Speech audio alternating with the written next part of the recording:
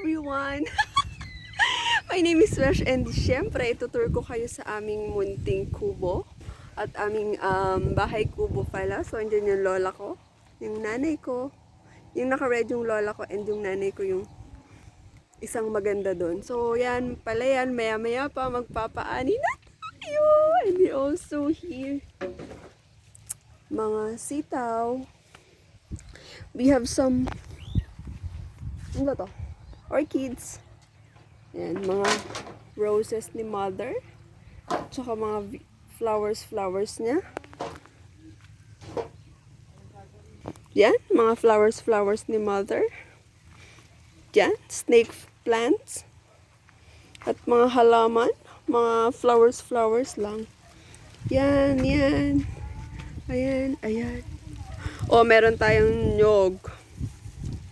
Ano yan, yung kung mapapansin nyo yung nyug nasa gitna kasi yan yung mga maliliit lang na nyug. We also have may bulaklak ng ampalaya. And yan, and of course, ang ating mga manok. Hello! Nilalamig sila. Ayan ang mga manok na nangingitlog. And 21, hi! Hi, 21. How are you? And the boys and the girls, our friends, lalaki na nila. And, syempre, dun sa maliit nating gulayan. Ay, yan, syempre, may mga pasili si mother. May bunga na ba? Yan o, maliliit pa lang yung bunga niya. You see? Yan. Pabulaklak. Sitawan. Corns. Corns.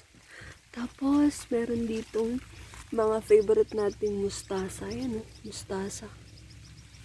Yan. Mga talbos. Corns. Ay!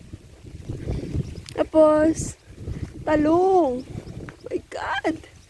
We have talong, oh. Ayan, oh. See? Oh. See? Tapos may patola din. Ayan yung patola. Ayan, dami niyang bulaklak. So, namumulaklak pa lang ang patola natin. Ayan. Favorite ko yung mustasa. That's why we have lots of mustasa. And the okra. Okra. Hello. And kagyos. Syempre. And we also have maraming talbos. At saka yan, no? Mga kamoting kahoy. That's all. Nakalog daw.